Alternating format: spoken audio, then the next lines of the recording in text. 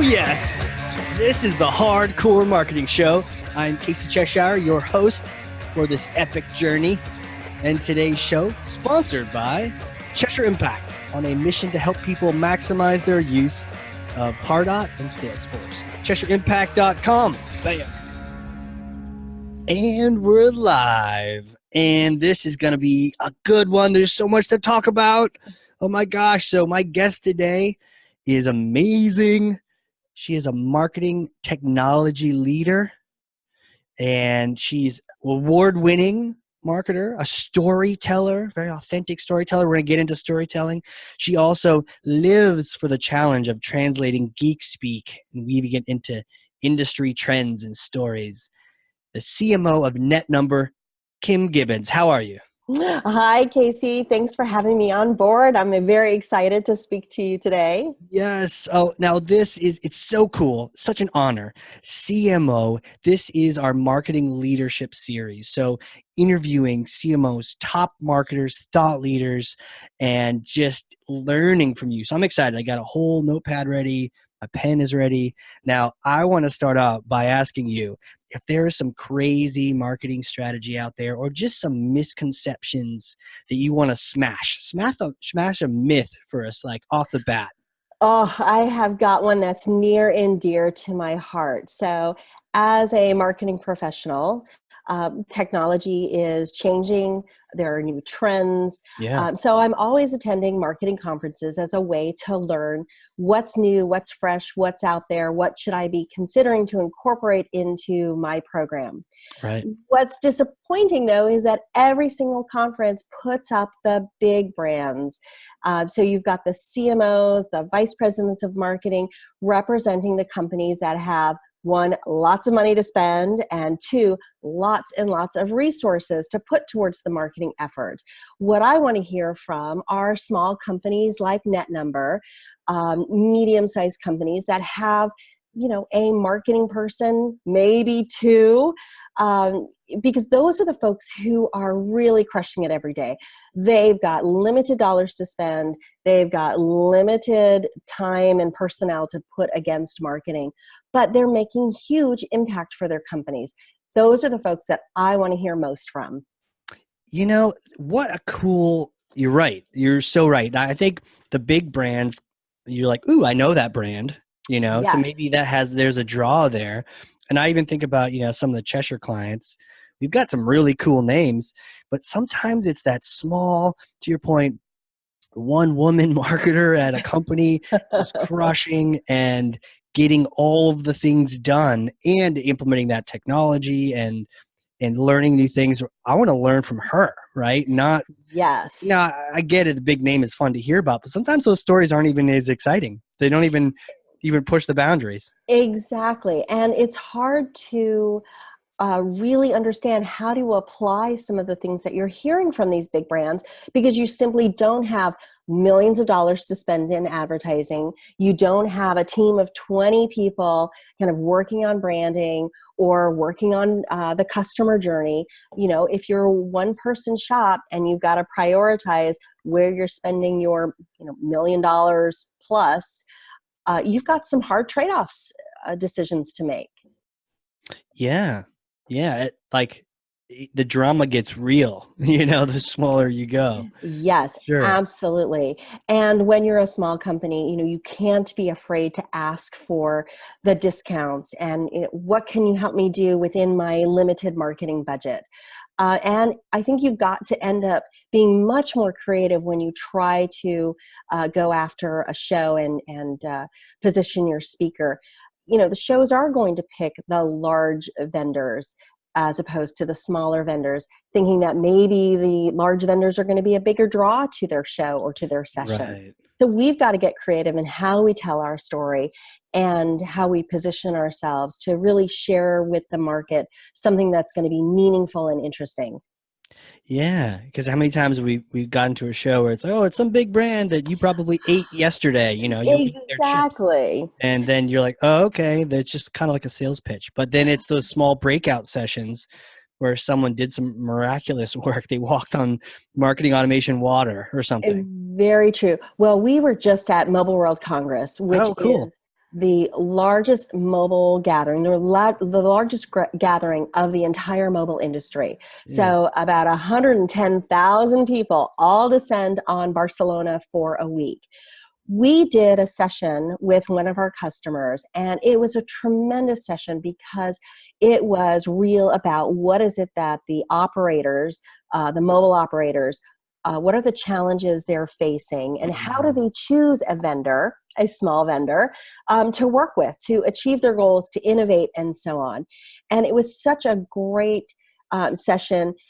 Someone in the audience asked a question, of our big customer who participated in this with us. Why did you choose NetNumber? And what was great is another customer stood up and said, let me tell you why we chose this company. We couldn't have paid for such a great endorsement about what we bring to the table as a small vendor and how we innovate and work with our customers. Wow. Like that is what everyone is going for, or should be. Yes. I mean, rather than you saying it, let someone else say it. Exactly. And so I think small companies, they have to try harder. And I think that's what we do. And that's why we should be the ones invited to some of these marketing conferences to talk about how we're changing the world, using fewer dollars, fewer resources, fewer technology because we have fewer dollars. And then the message to the bigger companies that are there is, look, if this small company can do it with one person, what else could you do with your team of 15 marketers? Like, how else could you blow this out of the water if one person can do all of this? It's easy to spend money to get the job done, but it's when you got to be creative and, you've got to pull in some resources and really partner with some other companies to say, hey, here's our story. Yeah. That's why some of the smaller companies uproot the big ones and totally, can like surprise them and take over and, very true. Disrupt. Very true. And I've been really proud of how NetNumber has been very disruptive.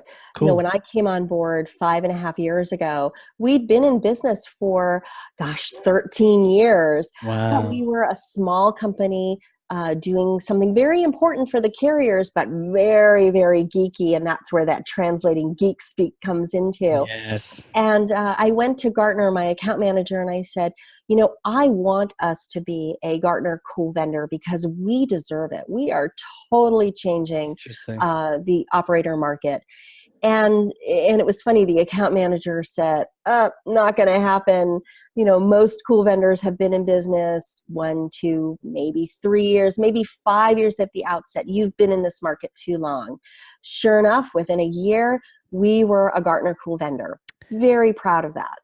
Oh, so this is by the way, I love the word cool and awesome and all these things. So what does that even mean? And I kind of get the gist of it that like, okay, the young fresh companies can do it, but hey, you're old, you got 13 years, you're probably snooze fest. But is there specific requirements? What makes a cool company for them, a cool vendor? So what they're looking at are companies that are disrupting the market somehow. And that's exactly what we were doing. And what it took was packaging our story in such a way to say, this is the impact that we're having. And then, of course, Gartner does its due diligence. It doesn't just take our word for the fact that we're cool, but they go out and talk to customers, partners. And then it's not just one analyst who says, yep, they get the cool stamp. They actually have a panel of analysts who approve it and say, yes, I agree. This company is doing some interesting things. But what was funny is the same year that we were named a Gartner Cool Vendor, we were also named a hot startup by a telecom association. So that was a pretty cool juxtaposition for us. That's cool. Maybe that other group didn't even know you've been around for a while. Exactly. Well, the fact that hip we were and being called trendy. a startup, we're kind of an old startup. Yeah, well, that happens even for my companies. I think it's been around for like 5 years now, but I still like that startup feel. And I guess now that you've got the HR and the benefits and all the secure trappings is nice, and the 401k and everything, but you still want to be nimble and and you don't want to fall into that trap of just status quo. And so it sounds like you were able to bust out of that with the story. And this was, and you were just a solo marketer, right? When you first got there? That's correct. So when I came on board, NetNumber had not had any marketing. Marketing was something that the sales guys did, that the founder did. Oh, really? But it took a new leader coming on board who I had worked for previously to say, I think we've got a really cool story here. We just need to tell it differently. What we were doing is what so many tech companies do, where it's all about the 3 and 4 letter acronyms. We do STPs and DRAs and HSS and HLR. But we were missing telling that bigger story of how we're really transforming the operator network by putting all of those applications, virtualizing them on a virtualized platform. That makes it so much easier for a carrier, one, to save money, but two, to launch new services, which is exactly what operators need to do, deliver new services to their customers. By telling that story differently, our presence in the market really took off. In fact, we were part of a program. One of our partners was running an innovation program. More than 100 companies submitted for that. We were down to the last 6, and I had the opportunity to pitch our story to the executives at this company. And it was funny because one of the executives turned to me and said, "You guys are making signaling sexy." Oh, wow. I don't know that I would go Did you run with that? That would have been far. awesome. But I thought, what a great message to hear, that our story, sexy, is actually changing the way people are thinking about what can be a very mundane, technical part of the network. Right. And I think the mistake we make is thinking that if you're in IT or if you're in something technical, then you just want to be bored all day long. It's like, exactly. No, we all want to hear a story more than the acronym. You mentioned the SDP and HLR and all these things. It's like, no. I heard saving money and I heard easy. Yes. I heard it was virtual, and I heard it's like, it's all there, as in. And I could see why that exec would be like, this is some good stuff, man. This is hot, because you were changing the game. Yeah, very true. And I think it's storytelling, whether you're selling cereal, social media, a TV set. At the end of the day, what is the benefit that you're bringing to that end customer? And that's what we incorporated into our story, and has really helped us take off. How do you stay authentic with that? How do you not go off the rails and you're making a story that your stuff can't really back up? Like, what is there a line? Can you tell a story that's too good? And then, So I think to be authentic, you've got to ground your story in reality. And so you can't go and tell everybody that your solution is the best, saves 100%, whatever. You have to be grounded in reality. And so we make sure that our story is truthful, is honest, and we're willing to back up what we say with customers and partners who can say, yes, I've used the NetNumber products, I've used their solutions, this is what I've seen. This September, we hosted our first customer conference. Cool. Yes, it's something that our sales team has been asking for since I came on board. But I felt like last September was the right time. We had a really successful story to tell. We had customers who were actually clamoring to be on the agenda. We had so many customers who wanted the opportunity to participate and to share their story working with us, which is a terrific place to be. To have your customers, everybody raising their hand saying, well, I want to be on the agenda too. Right. You can't ask for better than that. Right. Wow. How'd that go? I mean, have you done one of those before? And what was it like to bring everyone together? It sounds like a great idea. Well, so having worked at large companies, I've done very similar events. But I've always had a staff. I've always had a big amount of budget. So this is the first time I was able to accomplish something like this at NetNumber, where it was me working with our sales ops guys, a handful of people. We went to a foreign country that I'd never been to before. Where'd you go? We went to Budapest. What? So we hosted in Budapest. There's a difference in hosting an event in a U.S. city Mhm. versus kind of an Eastern European city, and we had some work to do. At one point, he said, "You've got to bring in another AV crew. You're not going to be able to accomplish what it is that I want to do for this event." But it was incredibly successful. At the end of the day, when customers and when your sales team is saying, "This is like the best event that I've been to," or "This is better Wow. than what my company has put on," Wow. um, it's great. And our sales team have all come from big named companies, and for them to feel like this was uh, a true representation of what we're capable of and better than what they had seen in their previous companies, that says a lot to me. Yeah, and sometimes to your point earlier with the marketing in general, okay, here's an event and you don't have the crazy budget. You have a Yeah. budget, but Yeah. it's not crazy, and you don't have a massive team. You have a team. Did you have a team at this point for the event? No, Just unfortunately, it was you? just me from a Oh my marketing gosh! perspective. So you had a limited budget and just you, but you were able. Sometimes that makes it easier to be authentic because Yes. the big hall with that can get sales pitchy very quick. But that Very true. Hmm. You know? Plus, you get focused on what's important. So I Yeah. said, the two requirements for doing this event: one, we had to have great content. Mhm. And secondly, we had to provide just a great experience where our customers felt welcomed. So that wasn't throwing a golfing event or a big concert. It wasn't lots and lots of giveaways and everybody getting t-shirts, etc. But it was meaningful interactions, not only with the NetNumber leadership team, but with other customers. Right. And leaving that event, we had customers who said, "We want you to do this again because we were able to talk to our peers." And Right. that's what they found so beneficial. And we made sure that our content was not salesy. Mhm. It was much more informative and educational, because at the end of the day, if you're going to take a couple of days away from your office, you need to go to an event where you're actually learning something that you can take back to the office and implement. The Right. sales follow-up happens after the conference. Right. Absolutely. Wow, Budapest. What was it like doing a conference there in a foreign It was country? it was a little difficult. Yeah. We showed up. I think I arrived on Saturday, so on Sunday, my expectation was staff would be there. We'd be getting each of the rooms reviewed, set up. We'd have our signage.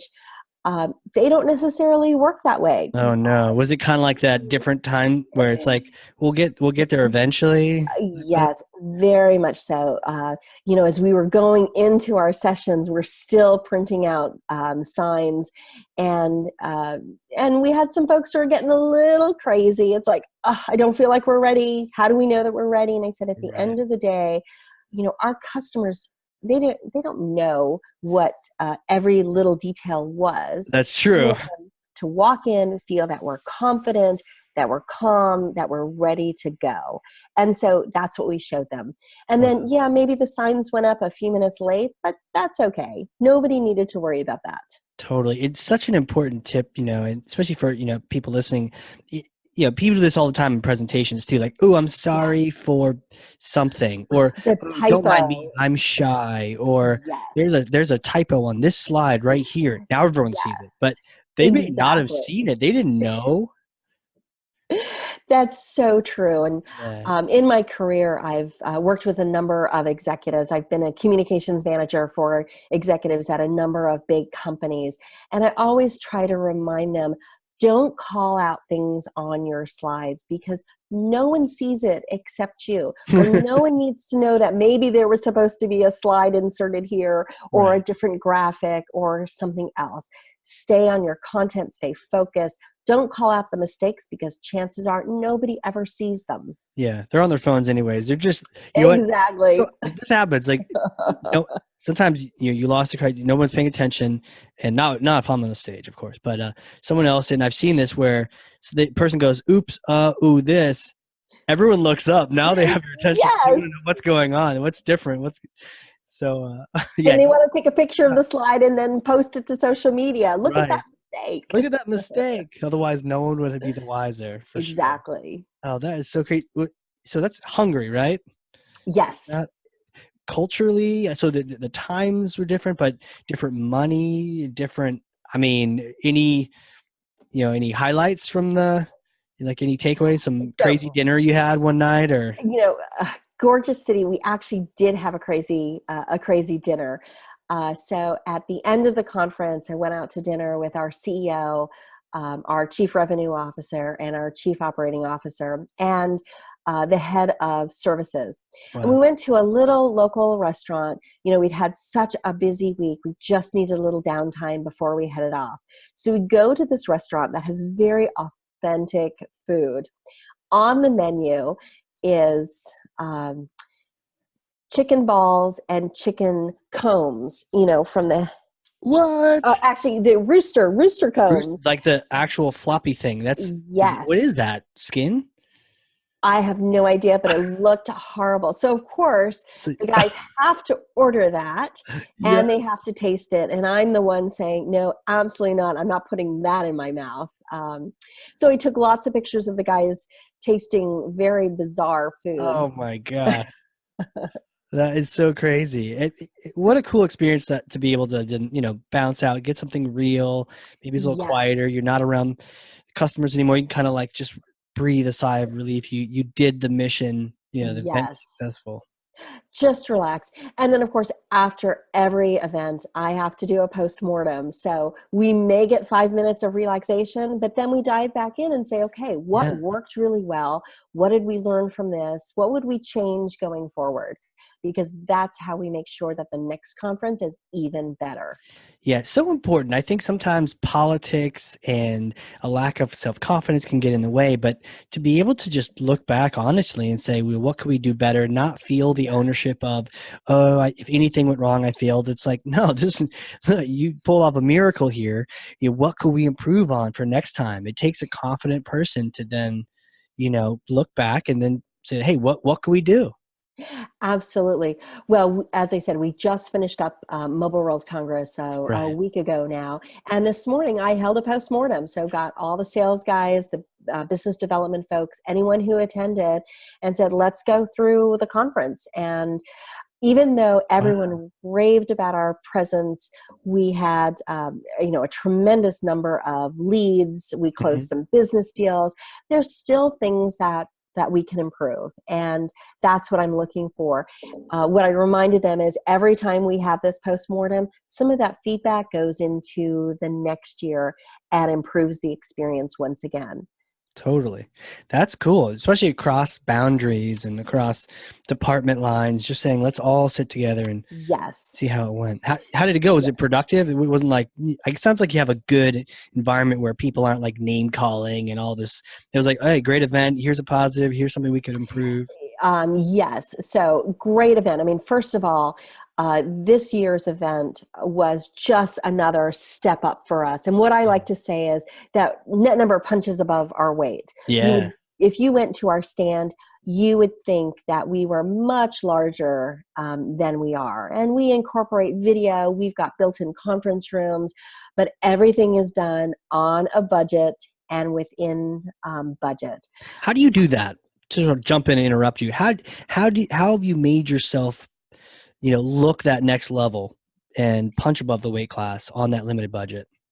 So what I did last year, at the end of the show, I always go out and look at all of the other stands, and I take lots of pictures, and I look at, what catches my eye.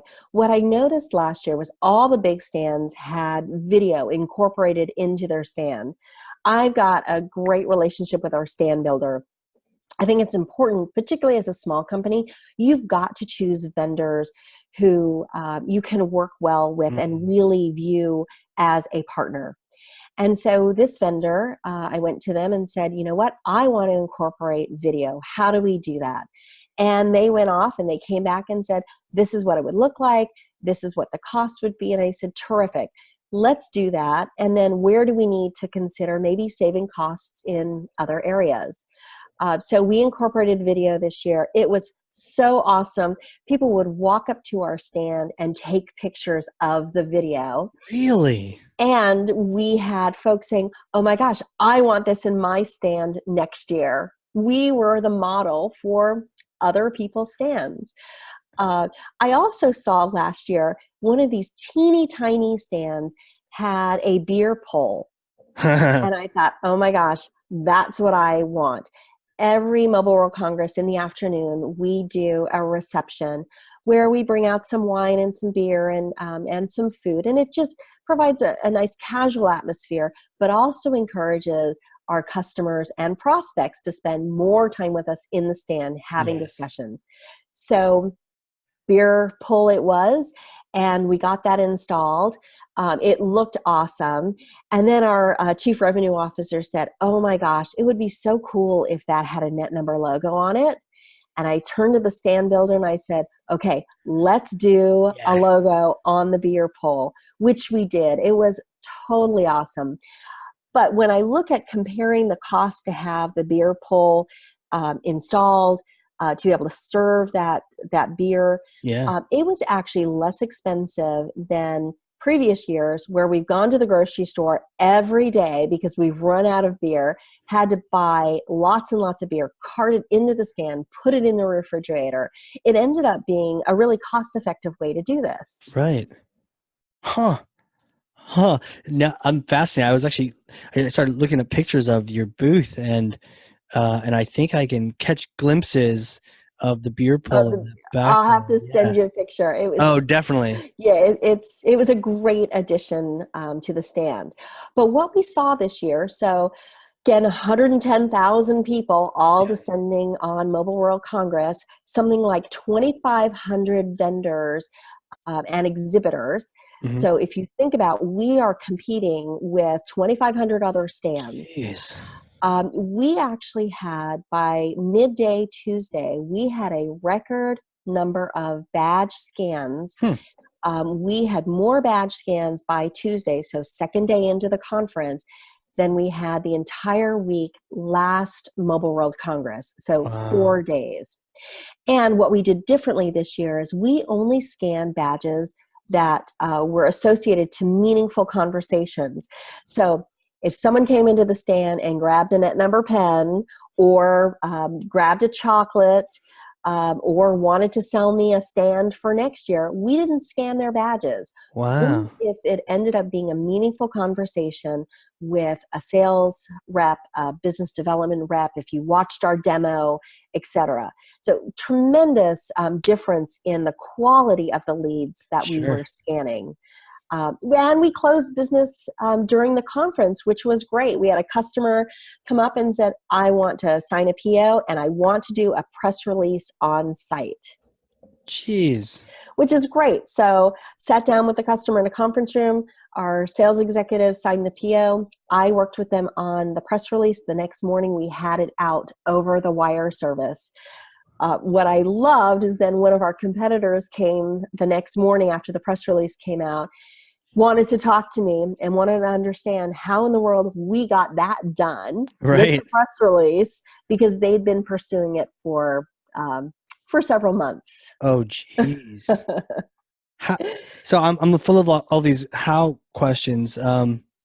How did you get more scans, record scans, by scanning less? Well, for us, we always go into Mobile World Congress thinking about it months ahead and thinking about what can we do to drive attention. Again, we're a small company. We're competing against 2,500 stands. Right. So we tee up news as we go into the conference. We know that the Sunday before Mobile World Congress starts, all the big brands have news conferences. So it's very hard to compete on a Sunday or Monday, the first day of the show, with news. So we tee up news in advance and we issue press releases that are actually meaningful. So we introduced a concept called All G. Everyone in the industry is now talking about 5G. Our platform allows operators to transition easily from 2G to 3G to 4G to 5G and to all G, which is what's going to come after of 5G. It ended up being really interesting positioning.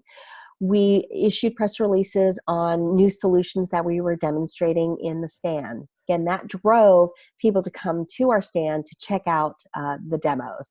And then, of course, our demos are really powerful. What we showed was a private LTE network in a rolling backpack. How cool is that? Really? A network that you can carry with you on an airplane. So carry it into a disaster scenario, for example, Sure. or use it on the manufacturing floor in an IoT environment. So we've got demos that are meaningful, but our sales team is also incredibly awesome. They know that we've got to go into Mobile World Congress with meetings preset. Right. Trying to set meetings up at the show is difficult because, again, you've got all of these people competing for meeting time. Right. We've got 3 conference rooms built into our stand that we've got to fill. And so the sales team, we provide them invites, we provide them the press releases, we provide material, and they go out to their customers and prospects and say, we're going to be on site. We'd love to meet with you. So our meeting rooms end up being filled pretty much 100%. We actually went into Mobile World Congress this year with more meetings than we have in previous years. That means people want to come and meet with us. Yes. They want to meet with our sales team. And then we also attract people into our stand because of the demonstrations. I think the beer helps as well, quite frankly.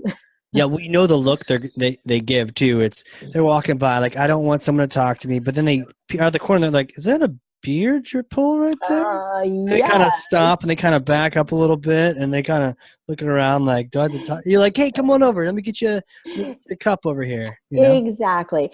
And our sales team, prior to going to the show, I do a session where we go through, how do you attract people into the stand? What are some questions that you can ask them to get them engaged with you?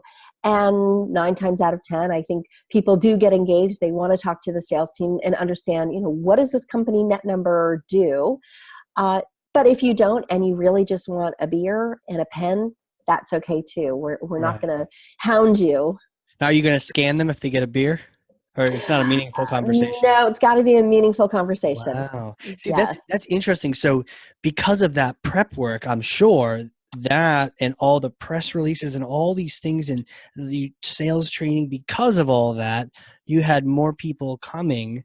Yes. And you scanned less of the ones that you didn't scan, the ones that don't matter. And how many times have I been in a trade show where, sometimes the last day, certain conferences, they let in locals. Yes.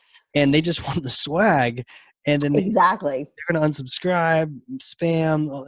So what a cool discipline to not scan those people and to not feel like I need to have that extra 400 riffraff in there. Right. Well, and as we put together our summary that goes to our CEO and goes to the board, we emphasize the point that these were scans based on meaningful conversations, not just everybody. We don't want to pad the numbers because at the end of the day, it isn't a true look at the results of the show. Right.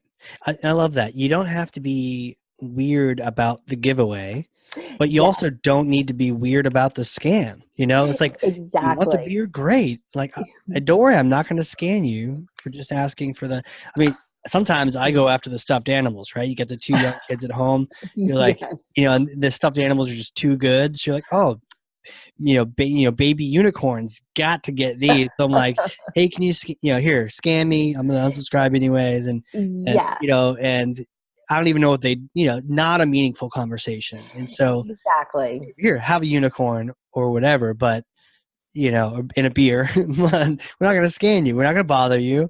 That kind of thing. That's great. It feels like a master class in how to execute these events. So I have some questions too, because as you went, I felt like I don't know, Ace Ventura or The Mask, where my mouth was all the way down to the table, my tongue rolled down the bottom. I was like, oh my gosh. So the all G versus 5G, that to me sounds like a Gartner cool vendor. Like people like, I've got 4, I've got 5, and you're like, psh, I've got all. I've got all G, I exactly. can't believe you did that. That's awesome. Yes. It was, I think, a really good brainstorming effort with the marketing team, with the BD team, getting sales to look at that and say, yeah, this is a positioning that we can really run with. And I think marketing's role is to bring that creativity forward. I often talk Right. about marketing being a mix between an art and a science. And so we've got to be creative. We've got to think about how do we tell our story in such a way that it's compelling, that people become interested, they want to learn more. But then you've got the science piece where you test out your messaging to make sure that, yeah, it's actually going to resonate. With regards to the badge scanning, you're looking at what are the leads that we are developing. Are we nurturing them correctly? Are we Right. trying new things that work? Great. Are we trying things that maybe the results aren't what we expect and don't work? And so how do we reevaluate, try again, go back to that drawing board, and so on? Right. And I could see that playing out. Did that strategy, the art and the science, did that play out with that video? I was wondering, you mentioned, look, we have this video, people are stopping and they're staring, they're taking pictures of it. That's just as attractive as the beer pull was happening. What was on this video that made people just, it was like a magnet? So first of all, it was a great looking video, and it Okay. was in brand. Okay. So the look of the video was compelling. As I said, it was in brand. It matched our stand. But then we had some language and some questions around topics that are concerning to operators. Security, for example, thinking about 5G. We raised some questions that if you're an operator, you're going to look at and say, oh yeah, I am thinking about that. In Security text? Because is there's no important. audio, right? There's just, Yes, so is in text. You don't want to be that stand that has the really annoying video with music and a voiceover yeah, it plays that over causes. and over and Exactly. We were next to a stand that did that. They had a clip of a famous song. It was obvious they didn't pay for the whole song. They didn't pay the royalties, but they played this clip over. It was like 15 seconds over and over and over again. And then they had a demo with a hammer hitting the screen of a phone. And what they were selling was a protective screen. But I'll tell you, between that music and that pounding every second, it was Ugh, so annoying. sounds like a party foul. Oh my gosh. Yeah. So we don't want to be that annoying stand. We want to have, good visual content that's going to pull you in. The Yeah. other cool thing about our video wall was you could actually see it from the upper deck at Mobile World Congress. So as you're Really? walking along the upper deck, and you look down into the hall, there are 8 halls at Mobile World Congress, Wow. and you walk along the top. As you look down, you could see the video, you could see the language, you could see our logo. It Wow. drew people to come down and take a look. What How else big can I was learn? it? So our video wall spanned uh, the height of our stand. So we do a double-decker stand. Oh, excellent. We cram a lot into what's a small space. And that's Right. part of, the ability to save some money. Mhm. And make sure that because we've got built-in meeting rooms, we don't have to go pay for meeting rooms elsewhere on the show floor. We really make effective use of the amount of space that we have on the show floor. That makes so much sense because then you can own that room. I mean, trying to get it Yes. from the place that owns it, that's really challenging. Oh, I see a Very picture much of it here. so.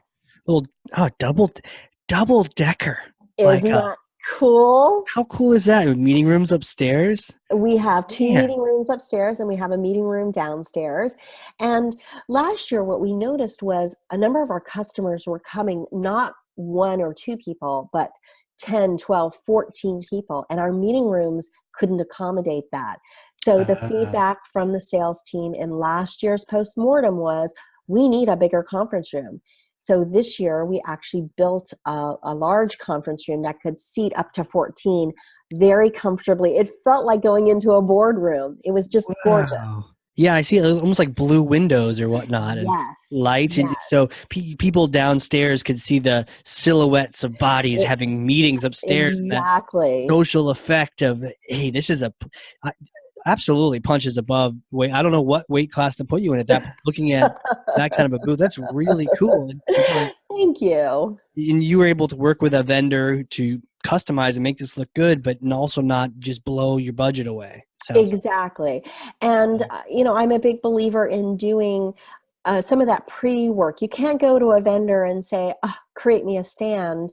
You've got to do that pre-work and explain, this is the vision that I have. These are stands that I've seen Mhm. that I really like the look of. Here is my branding. Here's the image I'm trying to convey. And so I do all that work ahead of time and then sit down with the vendor and say, this is what I'm looking for. Right. And we've been fortunate. We found a vendor who works really well with us. They listen to our feedback, and they'll come back and say, great idea, but our recommendation is we do this. It's funny. Just so I left on the Friday for the show. Thursday afternoon, I get an email. Could we build in another demo spot? And my booth vendor is in Italy, so my Thursday afternoon is there early Friday. And I sent an email and I said, okay, last minute request, could you build in a second demo spot? This is what I'm envisioning. And the answer back was, of course, don't worry, we'll have it ready to go when you arrive. That is a true Wow. partnership. Do you want to share what company that is, or do you want to keep it to yourself? So I know that they love working with us, and they wouldn't trade us in for another client. So it's 3A Design, and they are located in Rome. Wow, 3A Design. Stuff over the weekend for that show coming up, and you got to get it done. And Absolutely. wow, good for them. Shout out to those guys, especially when you have an international event. Yes. And they got it from Italy all the way to All the way to Barcelona. Barcelona. Yes. That's right. Yes. Wow. Wow. That is amazing. So the question I have, and this is serious. I don't any questions I see. Did I ask everything? I think so. Matt, definitely a masterclass in events. This is amazing. My question to you is like, who are you? Like, where did you come from? How did you, acquire all this knowledge? And take us back to like little Kim. All right. So, little Kim, born and bred on Andrews Air Force Base. So, I am an Air Force brat. Yeah, me too. Yes. So, shout out to all the Air Force brats around the world. Um, so, I grew up on the East Coast largely. Did spend some time in other parts of the world, but grew up on the East Coast. And when I went to college, so I was that kid who always loved to perform, and Mm, I would work with my friends and write scripts, and we would put on shows. I love to tell stories. As a child growing up, I would tell my sisters and my parents that I was actually a Martian who had been dropped off by a spaceship so that I could learn more about Earthlings. wow. I loved to tell just fun, interesting stories. When I went to college, I went to George Mason University, and I wanted to major in theater. I wanted to major in art history. I majored in sociology. Just about anything that had to do with telling a story Yes. was exciting to me. But my family was really concerned that there was not good job opportunities related to those kinds of fields of Yeah. study. Air Force will tell you that. That's what I got Oh, too. Yeah. yes. But I decided I wanted to be an art major. And I envisioned that I would live in Paris and I would paint, etc. Well, one day my art professor sat me down and said, Kim, you really aren't good. Um, and you need to consider a different major. Wow. And I'll tell you, at first it was a blow to the ego. Yeah. But I knew that he was right because I couldn't translate all the great art that I saw in my head actually down to paper. So Right. he actually did me a service. I went and met with my counselor and I said, okay, can't be an art major, no theater, no art history. What should I do?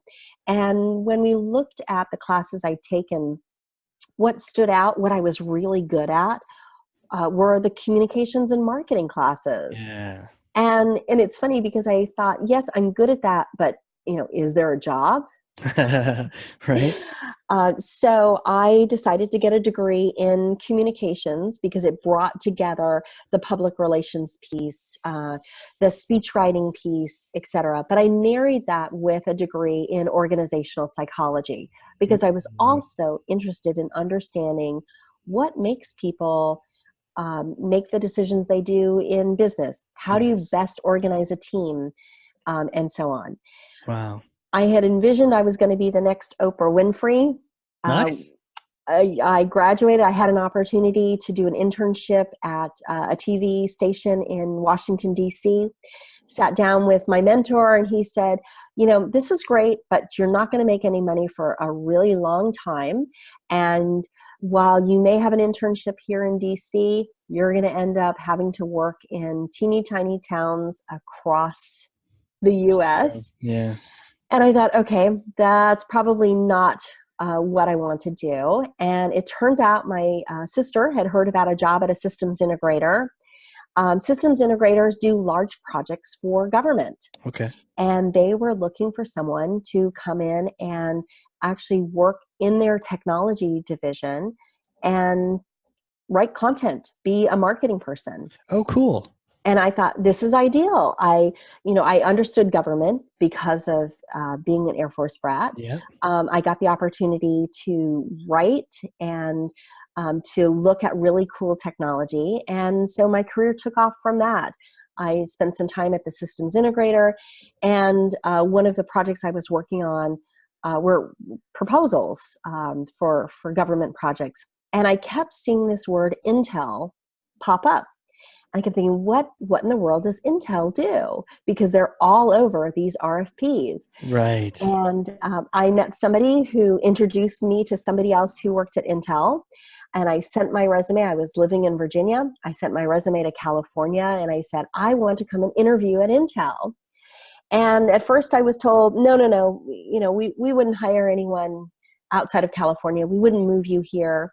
And I said, you know what? I'm buying a ticket. I'm going to come to California. If I could get 5 minutes with you just to learn more about Intel, could I do that?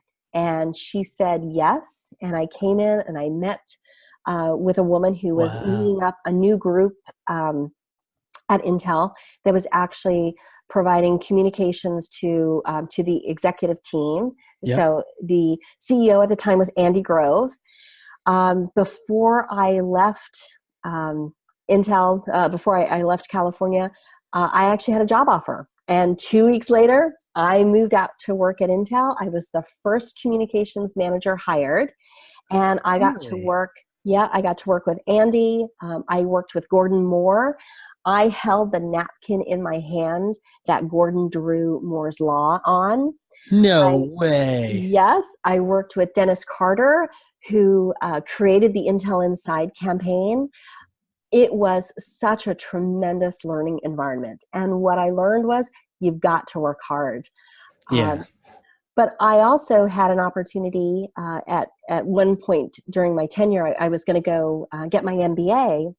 And the manager said, we have an opportunity to send someone to Germany to work on this big show called CeBIT that's coming up. CeBIT was the largest trade show at the time in Hanover, Germany, kind of like Mobile World Congress, but even larger. Really? And she said, we want to send you there for several months. You would live and work in Munich. You could go to the Munich office and you would organize our presence at the show. Wow. Yeah. But my first reaction was, well, no, I'm about to start my MBA. Oh, right. I was on this path. And she said, Kim, put your MBA aside. You can go back to that next year. This is going to be such a great learning experience for you. And she was right. And what I took away from that is whenever an opportunity comes to you, even if you think maybe it's not the right time or maybe I don't have all the skills, raise your hand and say yes, because you will learn so much about yourself. You'll learn so much that you'll take into the next stage of your career. Oh, I love that. You let that MBA, that it'll still be here when you get back, but to Exactly. go to Germany, and how'd your German get? Did you get pretty good or Oh, rusty? no, not really. And, It's you know, hard. It's a hard oh my one. gosh. I'd been out of the country before on vacations with my family, but I'd never been out of the country by myself, and I didn't speak any German. Wow. And I was given a piece of paper with an address and told, when I get to the airport, give this to a taxi driver and they'll get you where you need to go. Wow. And I remember by the time I made it to my furnished apartment, I was in a building with other expats, and I sat down and I cried. And I No, thought, kidding. Of oh course. my gosh, what am I doing here? I don't know anybody. I'm going to be here for months. I have no idea what I'm supposed to be doing. Yeah. And then, of course, I started thinking, oh my gosh, this taxi driver spoke no English. He could have taken me off into the countryside. He could have murdered me. No one Sure. would know. But I took a leap of faith, Yeah. and the next day, someone in the building who also worked at Intel connected with me and said, "I'm going to help you get on the train. We'll get to the office. We'll get you introduced." And it was an amazing experience. Wow. It just, we learn usually French and Spanish in school. And so German is just this otherworldly thing. And It is. like I did Spanish, and I can kind of piece together French and Italian. You're like, oh yeah, the numbers are basically the same, and Yes. you can read the words and the signs. But man, German or some of these other languages, they can be hard. And not all these countries. It's probably especially when you're doing that back in the '90s, had people that spoke languages. Some do, but Germany was one of the ones I still remember. I was there probably late 2000s, and it wasn't very fluent in English. It was mostly German, where some countries are like, Yes. oh yeah, like Thailand. Oh yeah, English, Thai, no problem. Germany, you definitely had to navigate. And you did that as like a young professional. That's really cool. Yes, very much so. And I had a great experience at Intel. Loved my time working there. And then I went and worked at Apple, which was just a crazy, crazy Yeah. experience. Okay, so you were there. Was there a Steve Jobs in the picture?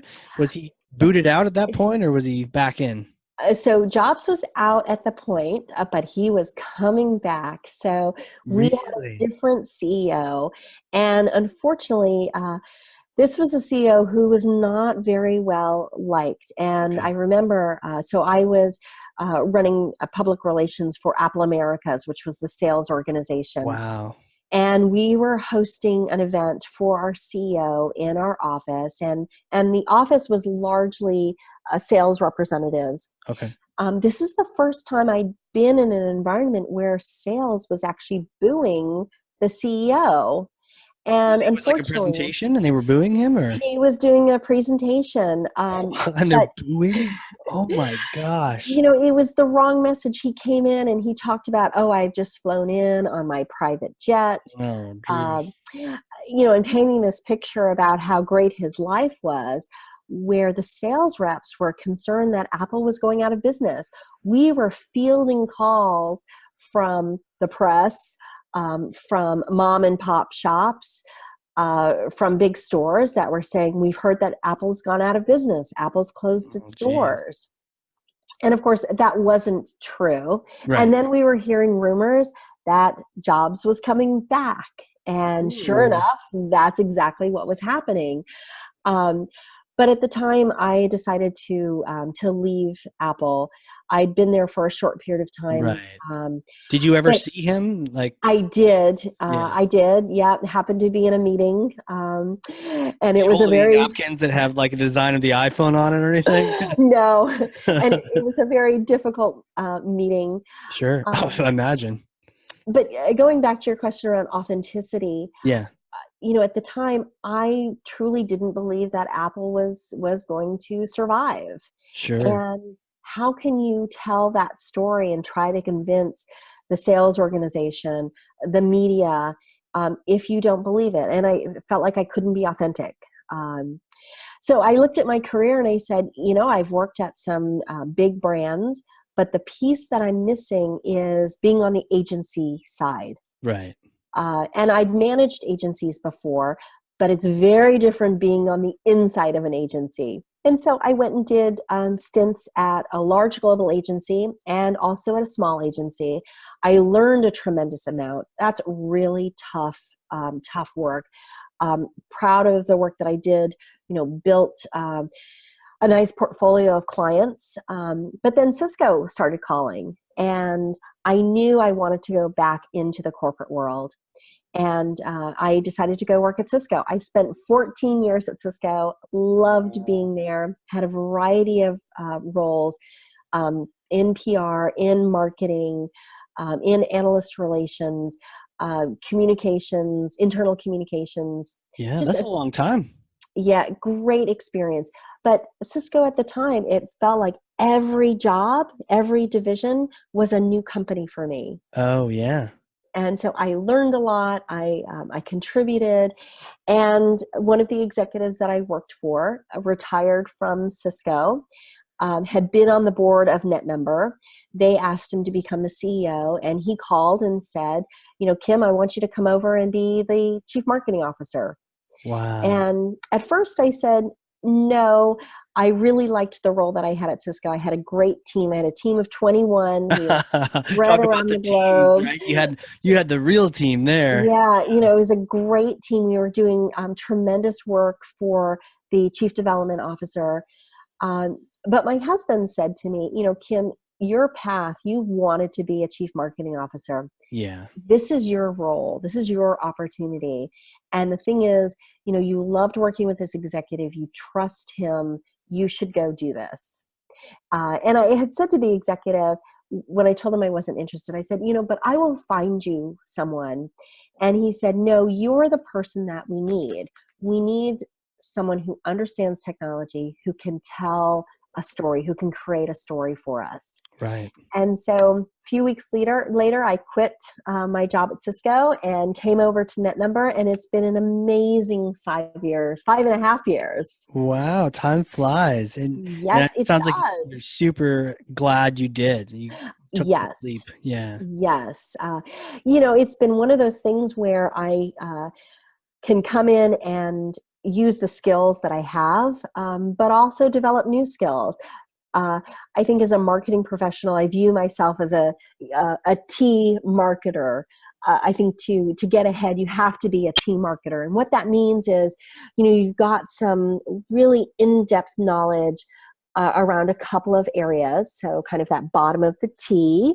Okay. And then the top of the T is, some other areas, maybe not as in depth, but you've got a broad view. And I think that's what it takes to be a CMO.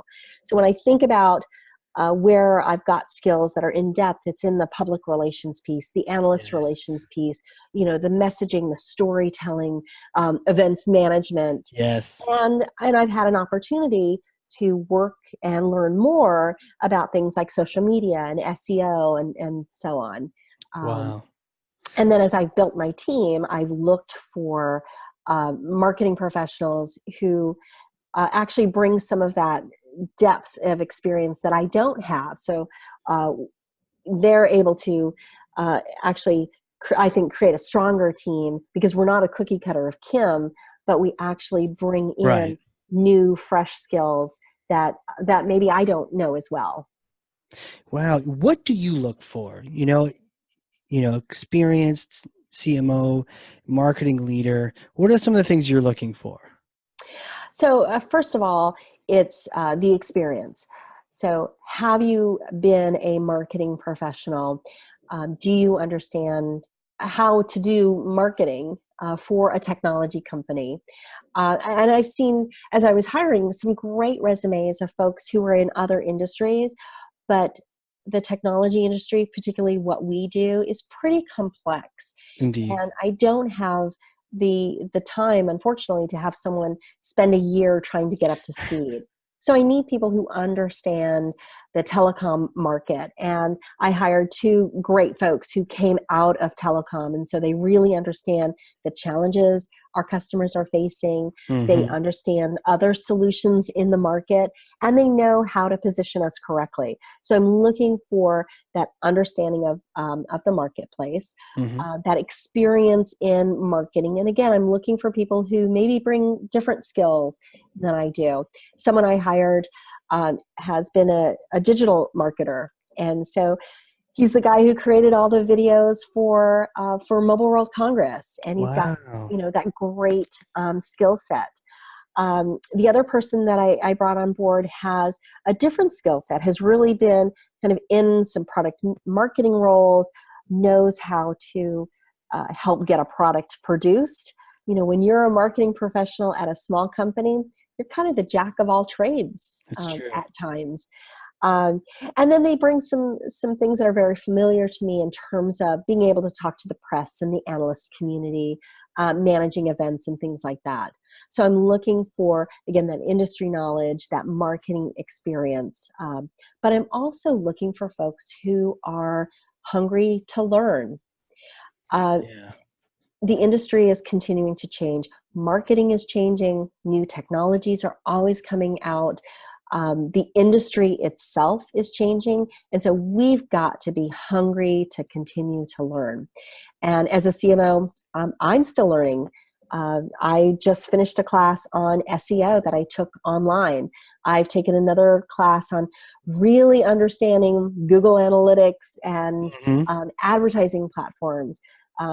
Today, we're not doing online advertising, but it gives me some things to think about as I consider, should we be investing dollars there? And if we do, what do I need to know? What do I need to look for? Right.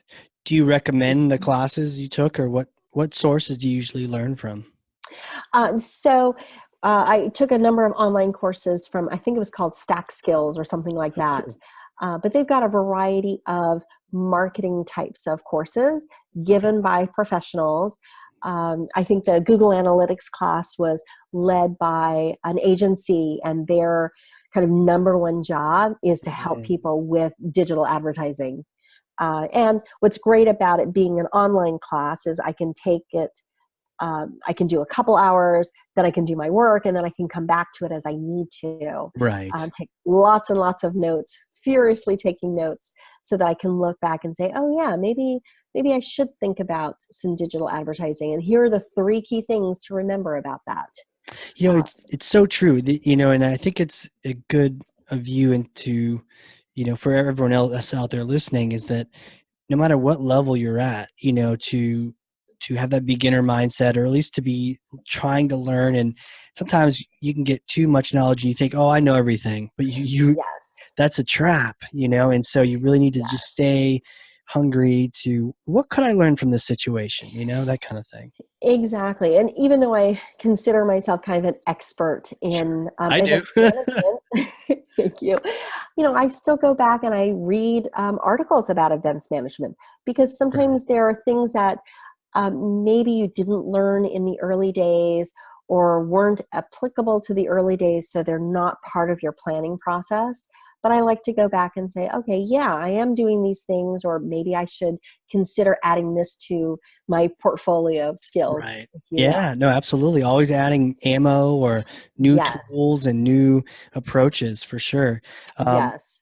Question I'm dying to ask you, if you could advise younger Kim, thinking of like career advice, if you could tell yourself some advice of, from what you've learned and what you've gone through, what would you tell yourself in that younger you, just starting out your career? So great question, because my son is actually in college and he is thinking about a career in marketing. So this is kind of advice that I'm giving him as well. What would you tell your son, or what? Yeah. So the first thing, and something that I mentioned earlier, is about raising your hand and not being afraid to say yes.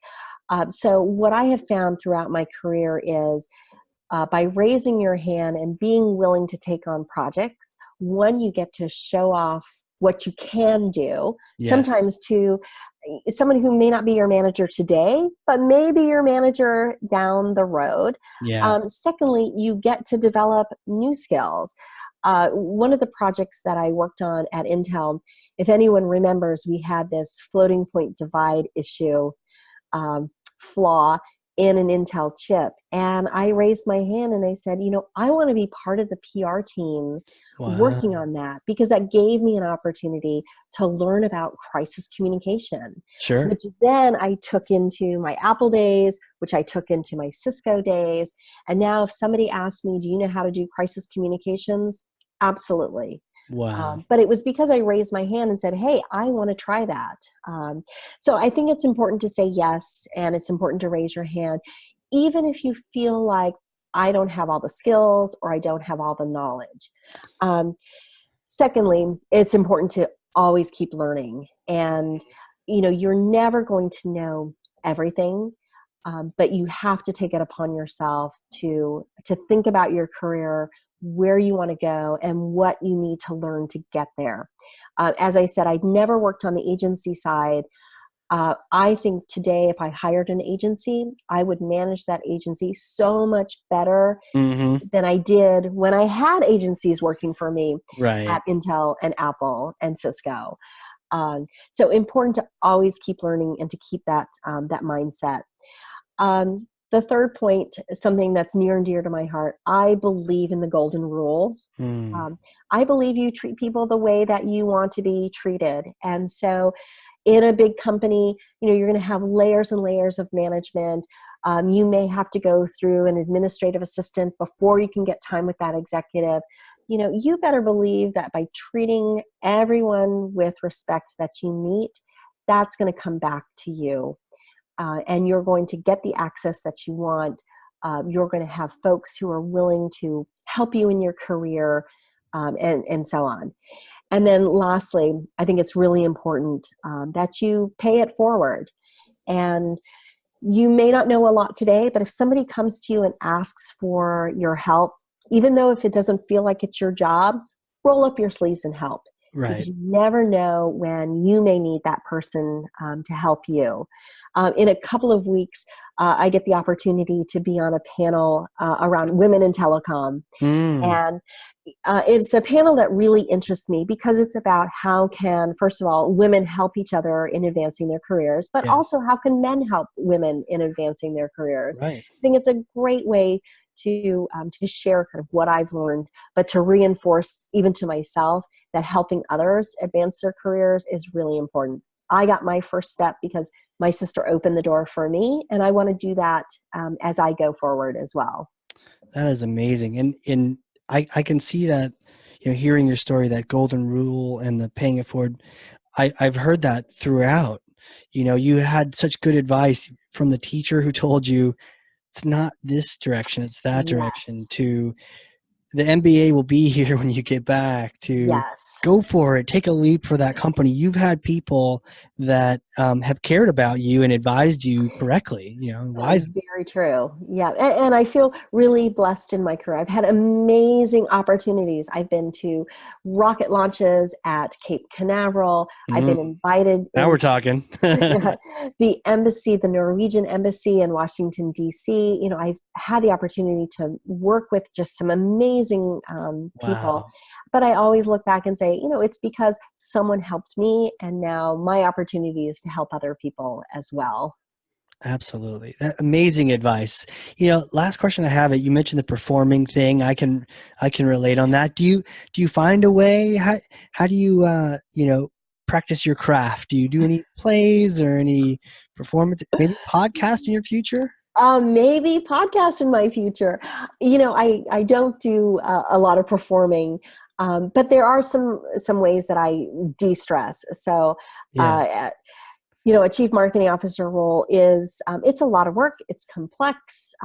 There's days when I'm in meetings back to back. So it's important to have an outlet. And Yes. I love, I go to the gym, try to make sure that I have time for myself. I also love to watch crime dramas. Sure. And I'm a big fan of the crime dramas on Netflix from other countries. So it's not the Wow. US ones, but I just finished a series that was based in Australia. I'm watching a series that's actually based in Finland, of all places. Are they in Um, English? they're not in English, they're in Finnish. Of course, I don't speak any Finnish at all, but you turn on that translation and you can read the captions. But what I love about these crime drama stories is, first of all, you get to see the settings. Oh Um, yeah.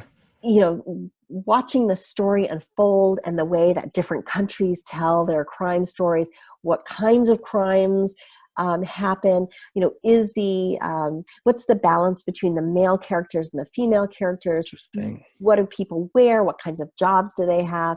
And I think it tells you a lot about the culture of the countries. So for me, that's a big way to de-stress. Yes. And then my friends call me the cruise director. I have a great group of friends. We've actually been friends since our sons, who are now all in college, were in kindergarten. Wow. Wow. And so I've 2 taken it upon decades. myself. Yeah, that's amazing. Yes. So I organize our get-togethers. We've got a book club. We get together for brunch regularly. We go out to lunch. We support one another, and that's a great way to de-stress. Yes. On my bucket list is actually to become a sommelier. So Ooh. here in California, love wine. And when I look at the statistics around women sommeliers, there's something like 150 sommeliers here in the US. See, these are master sommeliers. Out Yes. of that, there are only 17 who are women. Wow. I think there's a tremendous opportunity there to go in and shake up that industry a little bit. Absolutely. And, wine tasting, there's a kind of storytelling behind that, about the winery, Absolutely. about the grapes, about the region. So kind of right up my alley. I love that. And actually there's a mini performance with every bottle, and whatever Yes. every group is a different audience, and they have different tastes and different Yes. likes. So I could see it's a different show every night. Every night's a different show, different bottle, different vintage. And Exactly. Maybe that will be a theme of a podcast that I'll start doing. oh, that would be a cool podcast. Tune into that one. So I'll drink along with that one. Yes. You know, Yes. funny story on that. The whole meetup.com, the old days, it's still around, but I remember Yes. in my younger years, I actually signed up for a beginner's wine meetup and end up going to some random apartment in New Hampshire here. And there's a bunch of other random people there. And it was very much not that kind of hoity-toity wine tasting thing. It was just a bunch of regular people. And there was one person there that knew what he was talking about. And he was sort of, you throw down $10 and we all would have several different glasses and try and talk about the different tastes and everything. There's so much to it that you can learn. And I could see Yes. why you'd want to dive in and learn more about that. Yes. Master it. Yes. So trying to fit classes into my travel schedule right now, been a little difficult, but definitely on my list for something to do in the near future. Absolutely. I swung by the CIA, the Culinary Institute in America in New Yes. York, and I walked by the room where they had their wine class going on, and there you just see glasses of wine on each desk, and like, this is the kind of school I should have signed up for. This is great. Absolutely. You would think everyone in that class is having fun. They're not stressed.